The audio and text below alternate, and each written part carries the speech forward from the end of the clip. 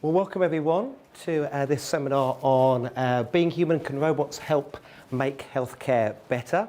I'm conscious probably people are still trying to find the room, so we will get started, but if you have got a spare seat next to you and somebody's looking around, then do kind of wave at them and encourage them to take a seat.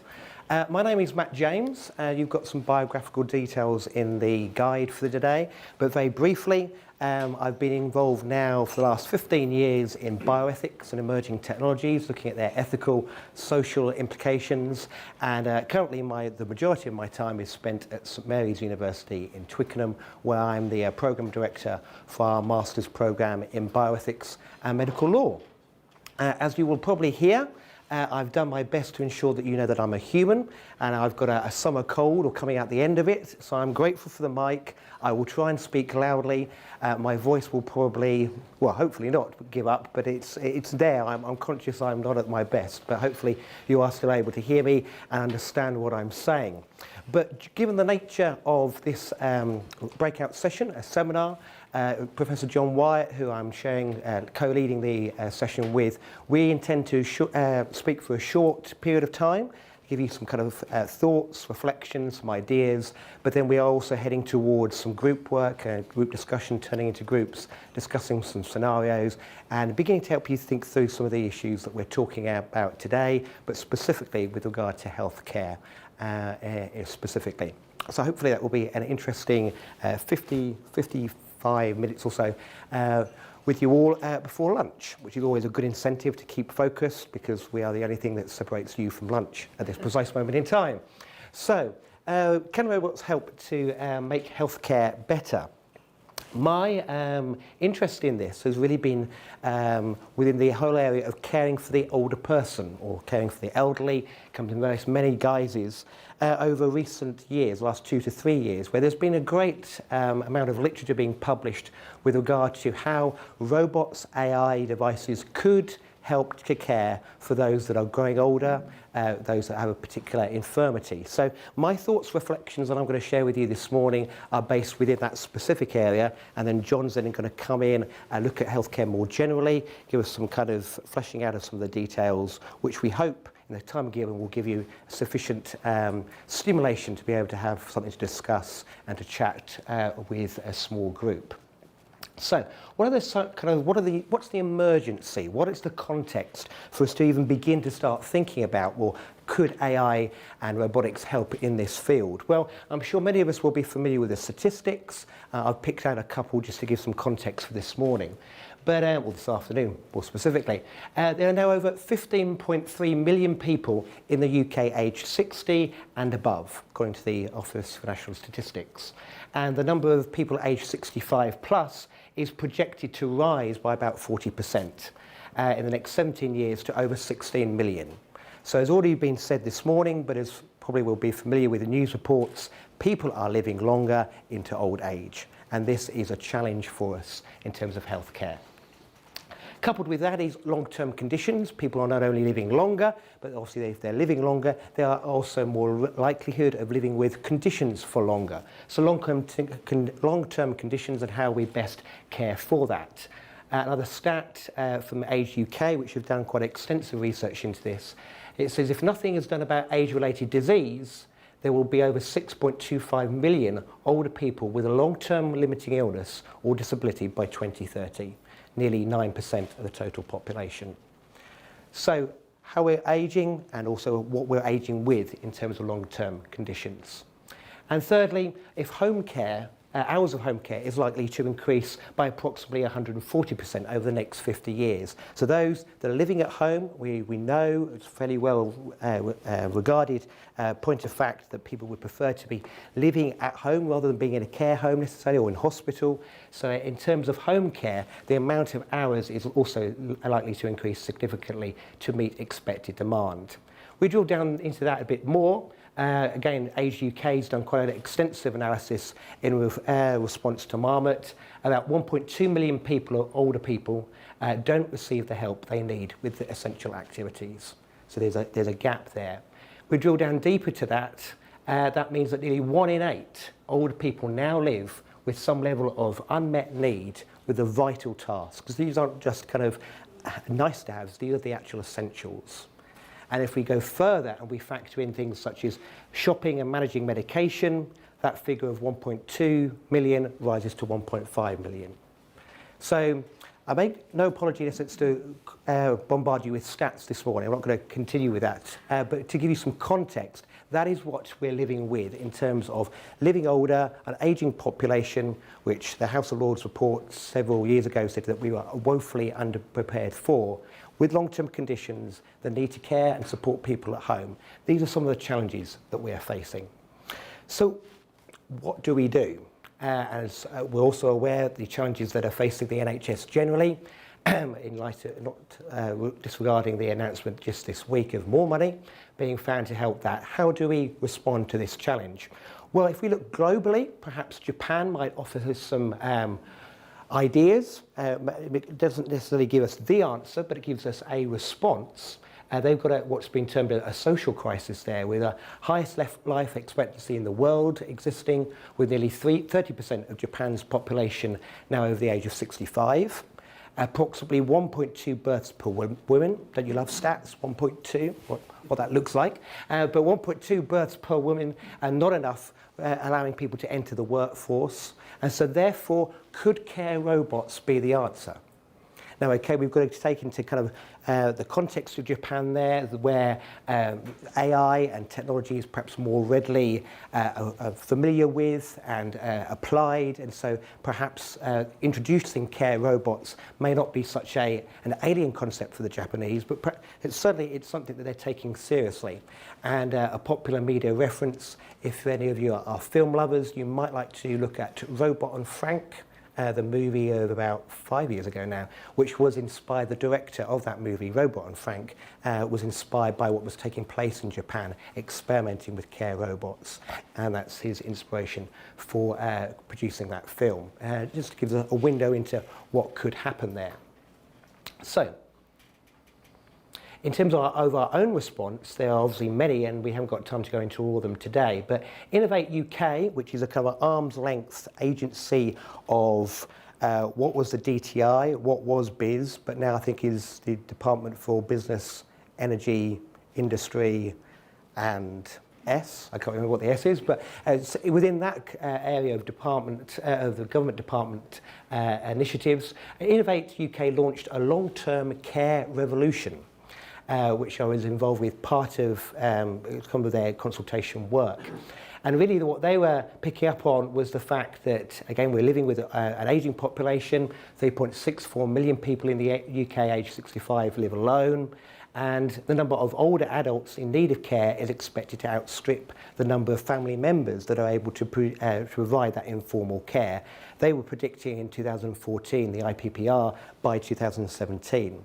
So that was their kind of context in terms of the long-term care revolution of how the need to respond and to rethink care being that was the context for them to begin to launch this revolution in how we address long-term care.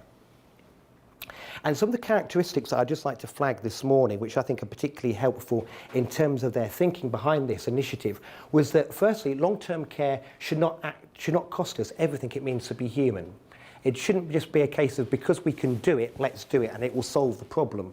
But let's actually think about what technology can do, what are the options, but at the same time, what are these options allowing us to do to enable care to be more human-like and to champion and allow humanity to flourish. So it's not technology at all cost, but how can we use technology and innovation to best improve the human experience when it comes to care. Secondly, the need to disrupt the institutional model of long-term care provision. So let's not just bolt on technology to what already exists, but let's think about how we can do things differently and disrupt what's gone before. And then in a sense related to that, it's about reforming and not replacing a 19th century model of care. So what does care look like? What do we want care to look like, both now and into the future, and how technology can help empower that? And then as a part of that, championing innovation and developing game-changing products, services, and all systems that allow us to do that. Now, coming from a BIS, DTI-esque perspective, that sounds all very admirable, but I'm sure, as I've already mentioned, we're all very aware of the pressures on the NHS. And very often new tech costs more money. And surely if I'm going to buy a new AI system to help somebody that we think could work, or more doctors, more nurses, I can think that many of us in the room will probably go favour of more doctors, more nurses. So it's a challenge how we can use the innovation, the technology, to most maximise the human factor when it comes to care. So I offer that as a kind of a caveat to some of that, because certainly this kind of blue sky thinking, this is going to be launching these characteristics, these are going to launch the long-term care revolution, is something that we need to just keep in balance. So, moving specifically to look at how AI and robotics might help in the area of care, I think it would be good just to be kind of clear on some definitions. We have assistive robots when it comes to the care field of healthcare. These assistive robots can be rehabilitation robots, those that help to rehabilitate, that might help to support physical activity and be physically assistive. And then also we have social robots, which could be kind of broken down into two categories, those of service, perhaps those that help to feed, to help to clothe, to help toilet, those that are in later stages of life, and also those that offer a degree of companionship and of relationship. So let's look at some examples of that. Rehabilitation robots, there's Reba, the robot for interactive body assistance, being pioneered by the Japanese. Again, bringing kind of a reality check here. I know my 99-year-old grandma with dementia, just out of hospital again because she's had another mini stroke, I think would be quite freaked by that robot helping her out of bed. But again, we could explore some of how perhaps the Japanese culture are more tuned to more humanoid-like. So that, I'm not saying looks like a human necessarily, but it's more along that line of thinking, whereas perhaps in the European, US context, we're much more into our more discrete intelligent devices that help us with perhaps without some of those human-like features. And in terms of social robots, a great example is Paro, which was developed, I think, primarily in Japan, but also has now been trialled in Denmark, Germany, and the UK. The University of Brighton has been doing some extensive work in trialling this. Basically, this is a stuffed, kind of cuddly companion, taking the form of a seal harp that responds to external stimuli. If you touch its whiskers, it responds. It's also conscious of body heat and interaction, and has been trialled and tested in those that with dementia, but also those that are simply encountering a degree of loneliness and isolation, and what this degree of interaction with Paro brings to their life, how might that improve social interaction with other humans. And it has been proven. There is statistics now coming out, and also the University of Brighton, certainly here in the UK, is looking and has produced at least a preliminary report that does show that it helps to reduce stress. It does help to open up a world of interaction that has perhaps been previously lost. And also interaction with Paro then helps to stimulate greater relationships and interactions with other humans as well. So again, a project in motion at this point. What I'd like now to do is to look at a particular example from Germany, which I trust will help to get you thinking about some of the implications. Brilliant. So there we go. Plenty there to think about, and without insulting people's intelligence, you'll realise that one of the eyes in the robot is a form of video capture, and so they're able to be downloaded by the care team to then be able to assess the interaction and what further care might be provided. But I'm sure we'll turn to that. I'm sure John will pick up on it some more in terms of what he wants to say, but also in terms of our discussion that will be coming up very shortly. What I just want to pose following that is just one question. How should humans relate to robots then?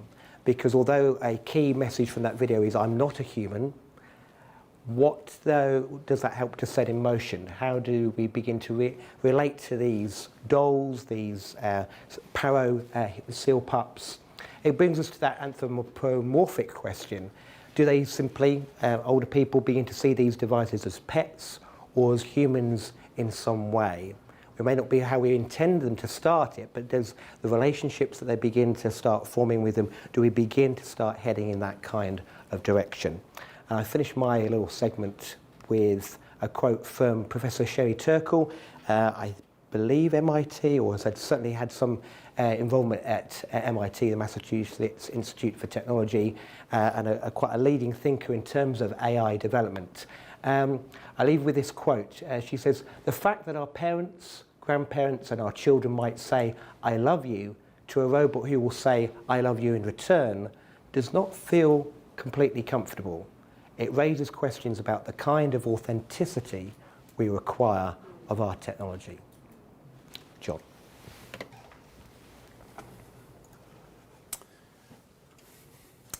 Thanks very much, Matt. So Matt and I have worked together for a long time on a number of projects, including the project looking at old age care. My background is as a clinician working particularly in the field of neonatology, the care of newborn babies. But from that, I developed a wider interest in medical ethics and bioethical challenges coming from advanced technology. And I'm currently part of a project based at Cambridge at the Faraday Institute looking at the potential implications of advances in AI and robotics. And Matt's raised many of the challenging issues, or at least some of them. And I think there are clearly a whole wide range of issues that AI and robotics is going to bring into healthcare. Again, just thinking more widely, some of you are aware of the involvement of some of the very big companies. This is Google DeepMind, who've paired up with the NHS, looking particularly at looking at retinal images. And there have been many other applications of machine learning already, particularly in application of diagnostics, I think is going to become very widely available in healthcare. But it's already starting to raise many questions about the appropriate use of data. There was a big scandal you might have been aware of, and debate about how data was used by Google DeepMind. The NHS is seen as one of the very good targets for big data because it's a national system, health system, that therefore has a huge amount of health data which is available to train AI systems.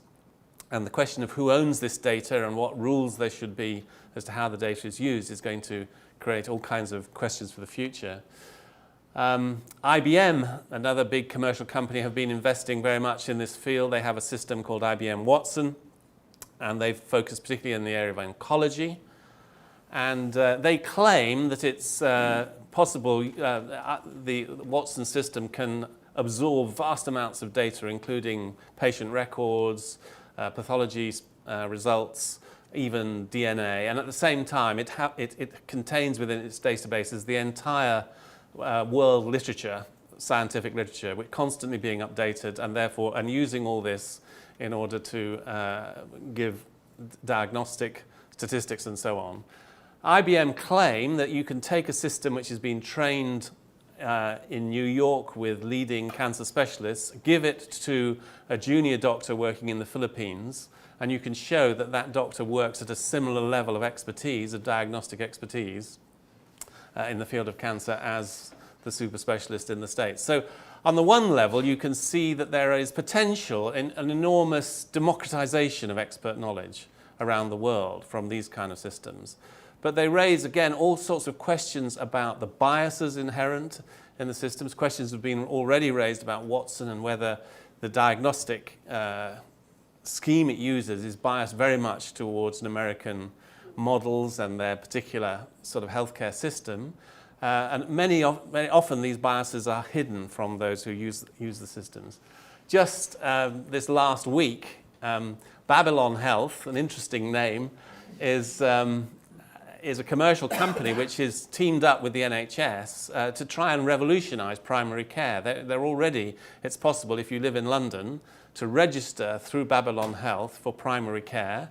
And it's a kind of Uber kind of system for a doctor. Babylon will tell you where your nearest doctor is on your smartphone. You can then talk to the doctor through the smartphone. The plan is the doctor will be able to send you prescriptions through your smartphone and smart codes and so on. But the idea is that eventually this will move to beyond. At the moment, it's all human-based. The idea is it will actually be an AI chatbot that you're talking to. And Babylon are already claimed that their AI chatbot, which they've been working on, has passed the exams for the Royal College of GPs and got a higher standard than your average GP. Not surprisingly, the GPs are fighting back and saying it wasn't fair and all the rest. But again, you can just see the potential, and this is all driven by efficiency. It's driven by the need to maximize throughput, and contact and minimize cost. And ultimately, these systems will be cheaper and more efficient and more updated than many human beings. And of course, immediately raises questions about, but what about the vulnerable? What about those, the confused, the elderly, those who find technology difficult? There have already been GPs complaining that what will happen is that these systems will cream off the intelligent, the worried well, and that the GPs, the human GPs, will be left with the most difficult patients and the most time-consuming. And so questions of justice and protection of the vulnerable are immediately raised. There's this mental health app with the wonderful title Wobot, which is specifically designed for providing what's basically cognitive behavioral therapy, CBT, via an app. And this is what it says: I'm ready to learn 24/7, no couches, no meds, no childhood stuff, just strategies to improve your mood and the occasional dorky joke. As you can see, culturally it has a slightly American tinge. So I think one of the questions, and of course already been raised in the plenary sessions, is how will these developments change our understanding of what it means to be human? And some people working in this field are quite explicit that they do want to challenge this question. This is a Professor Ishiguro, well known in the field, who is well known for making robots that are designed to look identical with him, and he acts as an avatar. So he is the one up the top is him, and this is his avatar sitting below him, which is a moving, speaking robot. But he says explicitly one of the major goals of my project is to understand what a human being is like. So the theory is that by making robots, we'll understand more about our humanity. And so just to step back a bit, I can see, if you take these categories of the human and the machine, you can see movements going both ways. Both we increasingly understand ourselves as being mechanism, with this mechanical understanding of what it means to be human is becoming ubiquitous and increasingly obvious. Of course we're a machine, especially to the younger generation. But at the same time, we have this inbuilt tendency to anthropomorphism. We put our humanity onto the machines. And so the net result of these two-way movements between these concepts.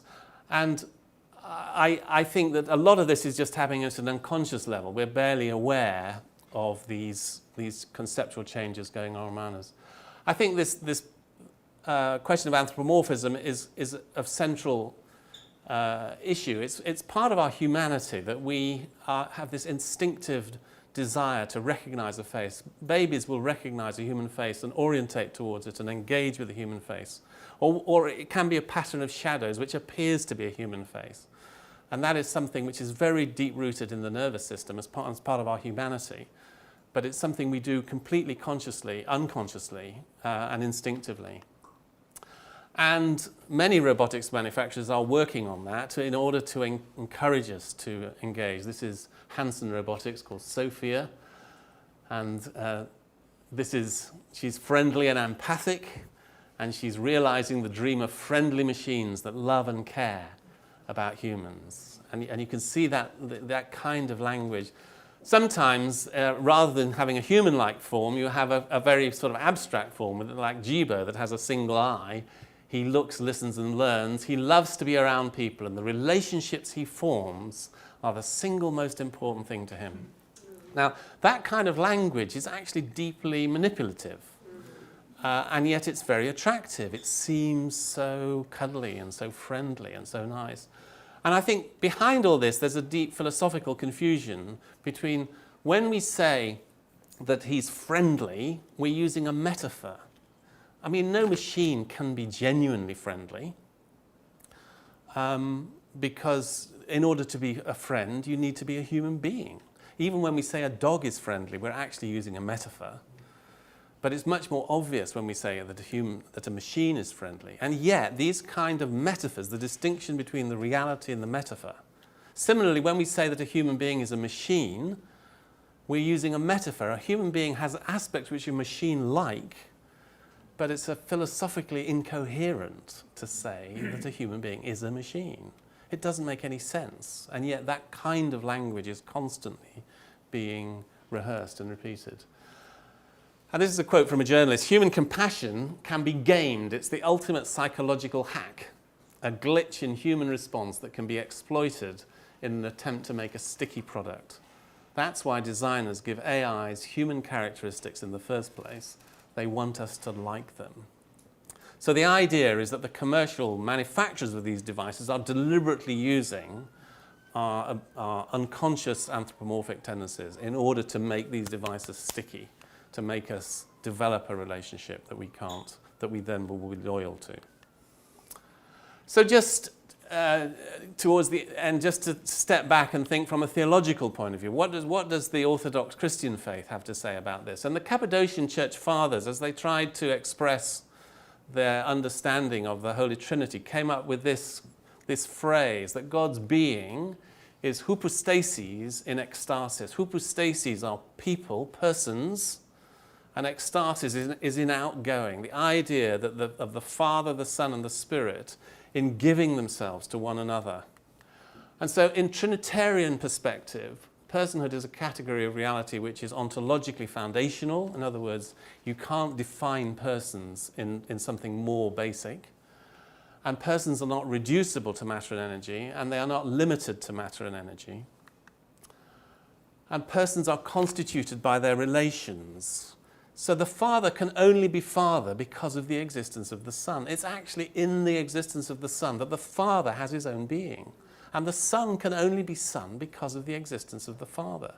The very personhood of the persons of the Trinity are constituted by their relations. And so we become persons in Christian thinking as a sort of reflection of the persons of the Trinity. We are sub-persons. And therefore to think of personhood is to think that in some ways we too as human beings are participating in the divine life of the triune God. To be a person is the most extraordinary miracle because we participate in the divine being, in the divine life. And another way of expressing this is the distinction between the I-you relationship and the I-it relationship. And this is something which, for instance, non-Christian philosophers like the Jewish philosopher Martin Buber talked a great deal about. Karl Barth also developed his ideas of what he called dialogical personalism. But it was basically the distinction between the you and the it, the I-you and the I-it, as being very profound. And related to that is the idea, the distinction between being born and being made. So in the Nicene Creed, the Church Fathers, as they tried to express the relationship between God the Father and God the Son, they used this phrase from the Scriptures that God is only begotten, the only begotten Son, to say that the Son is begotten or born, not made. There's a distinction between being born and made. That which is born or we give birth to is fundamentally the same as us and comes as a gift from our being. And we care for and nurture our children, but we cannot determine who they are or what they are for because they come from us. Whereas that which we make or create is fundamentally different from us. It's a product of our will, and it's therefore ours to mold and control. We can determine what it is for and what it will do. And so as we think of these machines, it seems to me so important to maintain this distinction that machines are under our control and we can decide what they do and what they are for, whereas persons come from our being and are basically reflections of God himself. The great challenge, I think, is that these machines, which are really an it, will increasingly seem like a you. And therefore, it's this confusion between these categories which we will increasingly meet in healthcare. So just to summarize, I think it is true that intelligent machines will increasingly play a role as simulated or analogous persons in healthcare interactions. Whether we like it or not, this is coming. This is coming like a train. It's going to be everywhere. But they do not share our human nature, and they cannot show genuine solidarity with our suffering and frailty. There always will be a place for human carers, and I think we need to try and protect that essential human interaction. One of the sad things, it seems to me, is that if you go back to what Matt was saying about the tasks of care and the practice of care, you would say the sensible thing is that the machines should do all the heavy back-breaking task stuff and then leave the human beings to do the really important, being the companions. But what we seem to be seeing, driven largely by commercial pressures, is exactly the opposite. In other words, it's the machines that are going to do the companionship, because that's cheap and we can roll these out relatively easily, whereas making machines that change beds and feed people and do all that back-breaking stuff is actually very expensive and very difficult. So we'll have the human beings to do that. We'll just pay them not very much. So that's the challenge, and for us is will we be able to fight for the value of humanity, as it seems to me, and the value of human caring? Yeah, and I just want to mention this, which is the project that I'm part of with Peter Robinson, the computer scientist, who's also at the conference. But thanks very much. We're now going to move into discussion groups, but there will be then a chance, I think, for discussion later on. I think. Take nothing away from what John was just concluding with there. I know in some of my research I found that in Denmark they were particularly trialling a cleaning robot in care homes that did free up the carers to no longer need to clean, the robots did the cleaning, and so the carers could then focus on the practice of care. But I agree entirely with John, we've discussed it at length already, and amongst ourselves as well, that we really do feel the tools of care and the practice of care are a lovely distinction, but actually the practice of care is where the money wants to be focused on investing and developing. But now, as John said, over to you. Just flip back to my presentation, which will give you the all-important instructions. What we'd like to do is firstly make you all aware the Wellcome Trust, which is probably one of the largest medical charities here in the UK, have published a very helpful report looking at the future of AI in healthcare, available on their website. And so if this has really kind of whetted your appetite, it might be a report that you'd like to look at in a little bit more detail. At the back, in the appendices, there are a number of scenarios, one of which we'd like to bring your attention to this afternoon. If you'd like to take one and pass one on. Scenario 3, as you'll see, looks at a robot companion for an older person.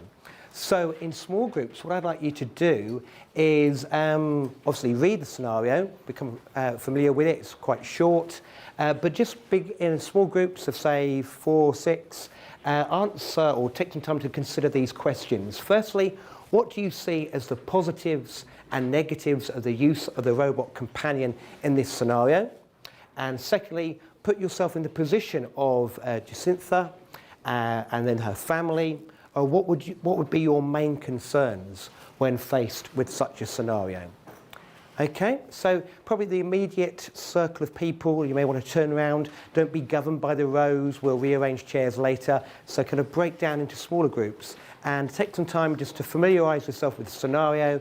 And as they use those 2 questions as a starter, you may want to simply jump straight in and talk about how the scenario hits you and how it speaks to you. But a time for you to kind of reflect and think about what you've been learning about this morning.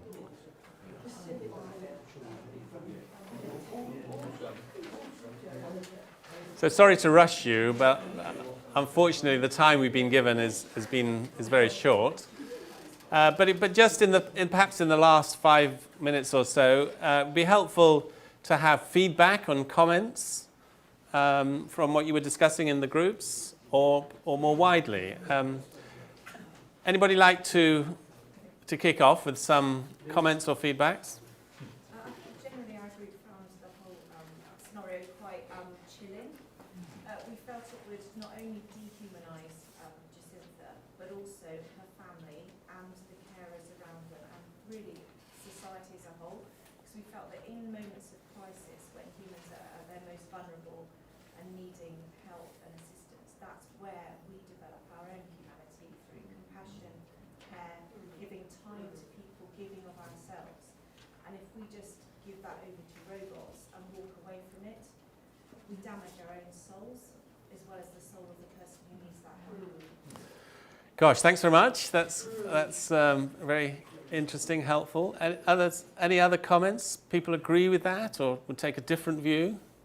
Certainly one of our group felt that the last line, Mr. Biden feels he has no choice between best, means that the capitalist system is what dehumanizes, and that the drive to sell is incompatible with having an equal drive to care and love.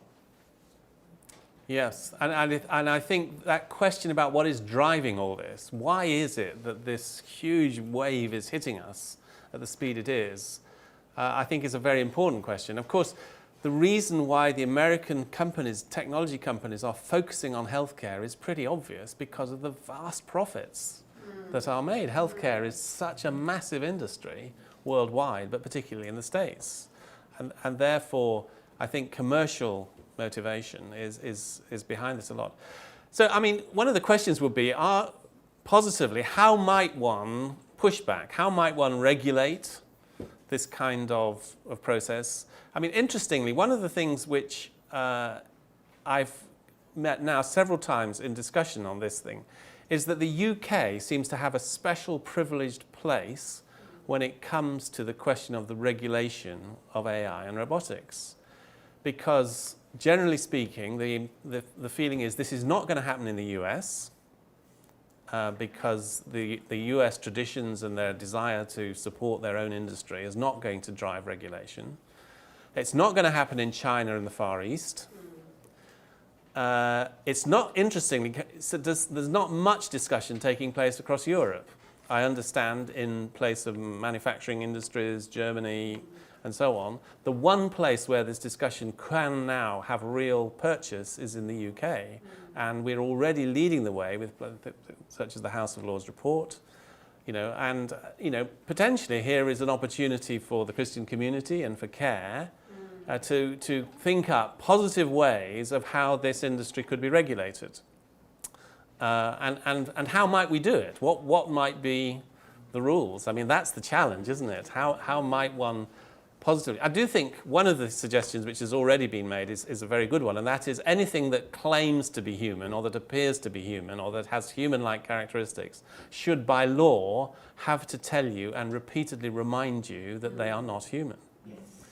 And that ought to be something which the law could insist to prevent the kind of manipulation and coercion. Could we actually introduce some rights for the most vulnerable and sick and elderly people to be cared for by a human if that is their choice? I mean, to actually give these people, because they bring in this sort of technology and they use the most vulnerable people first. Yes. And then it will spread through Yes. less vulnerable people if we accept it for our demented, Yes. people with dementia, for example, first, and then it starts to spread. So maybe we have to infer some rights for those people. The rights to be cared for by a human. I mean, of course, there are potential positive benefits, and there have already been shown benefits, for instance, with children with autism, playing with robots that can help them learn better ways of interacting with humans. There are quite a lot of papers published showing benefits by using Paro, that robotic seal. So this is where there needs to be some nuance. It isn't all purely negative. And how these regulations or laws might be framed in terms of protecting the vulnerable needs a great deal of thought and care, doesn't it? I think one of the points that we raised in our group was the actual selling of the dog, and it's similar to the point that was investing the dog, was probably done with this. I've heard this slogan a few times, sort of dehumanization with a smiling face. Yes. So it's probably done in quite a slick sales pitch, Yes. which we need to be attentive to, Yes. because I'm sure they received it thinking actually this dog's going to solve all the problems. Yeah. Yes. Thanks. No, I think there's definitely a sales pitch. Yeah, what I wanted to say was when you look at this lady, Jacinta, she actually has lost out. I mean, she lost out. The children has withdrawn from her because she seems to be connecting with the robot. But of course, she's connecting with the robot because she doesn't, her capacity to think about things are deteriorating. Yes. So she's just focusing on something where actually she also becomes even more withdrawn Right. into this. And I think that is the most, if I'm her and this is my son, I don't want my son to come and see me less.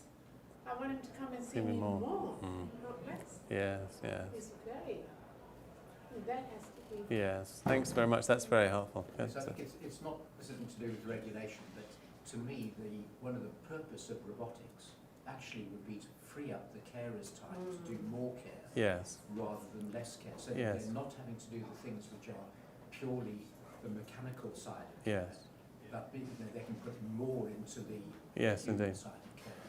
So the challenge is how to make that happen, isn't it? Because by using pure commercial pressure, that doesn't seem likely to happen. It seems, if anything, it's going in the other direction. And the only way, therefore, again, that would happen is by some kind of regulation or some kind of intervention, possibly with the government subsidising the development of the robots that actually do the back-breaking. And if those, as you were saying, were made to be less human-like, Yes, that's going to help within that yes. situation. To try to negate the anthropomorphism, Yes, yeah. whereas, of course, the manufacturers want to encourage Yeah.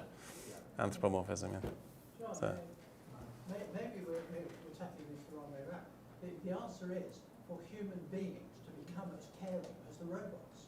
Yes. If I had an elderly relative being looked after, my wife's mother, she had commercial care teams that came into it, 10 minutes, occasionally you got a good one, and she was immediately taken off by the commercial interests.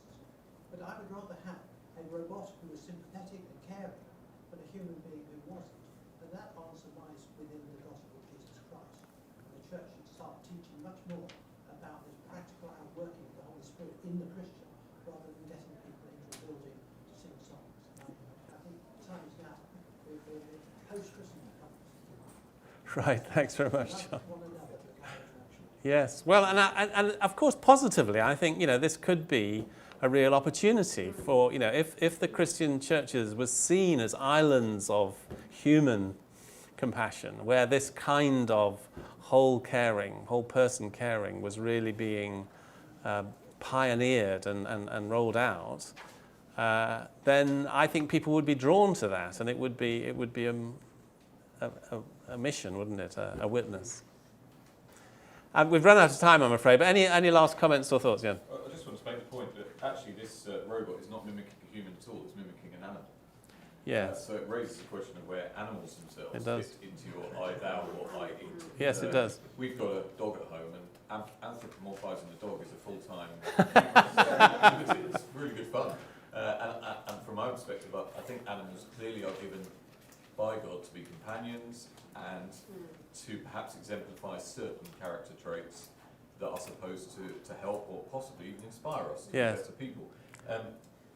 But my emotional reaction, chilling is one word, my emotional reaction to this is just deep sadness. And it puts me in mind of a case, I'm a pastor, so I visit elderly people in care homes very frequently. And it puts me in mind of a case of a dear lady in one of my previous churches who found her physical health collapsed very quickly, and she had to go into nursing care, but she had a very bright mind. And she found herself, in my mind, it's as close a picture of hell as I can imagine. There was this TV blaring out, Yeah. large numbers of largely people suffering with dementia sitting around, while the staff just sat in their staff room Yeah. and I can remember her vividly just collapsed down in total despair. Yeah. She died very quickly. And it just seems we're already doing this without the robots to a certain Yes. extent. We Yeah. pacify people. We do Yeah. it all the time. Rather than give them human relationship, we pacify them with something else. So it challenges me quite deeply, say, in my relationship with my children. To what extent am I happy for them to just be occupied with something that is less than really what God intends? But I don't like this robot. And I think if my mum had it, I would destroy it. Yes, thanks very much. So one of the, if I might just follow on that, one of the interesting things is just to think what is the real difference between the animal and the dog, the animal and the robot. And the thing is that the animal is being authentic to itself. It is being a doggy, and that is what doggies do. And it's a carbon-based life form. It has a history, a life. It was born out of the body of another, and so on. It's not fully human, but it is authentic to its own being. This machine, which pretending to be a dog, is entirely inauthentic. It has none of that. It is pure simulation. It's mechanisms, clever programming, but it doesn't have any intrinsic authenticity. So I think there is a difference, although we do need to think about how we anthropomorphize dogs and whether we can overdo it. Okay, I wonder whether we should finish at that, but thank you very much indeed.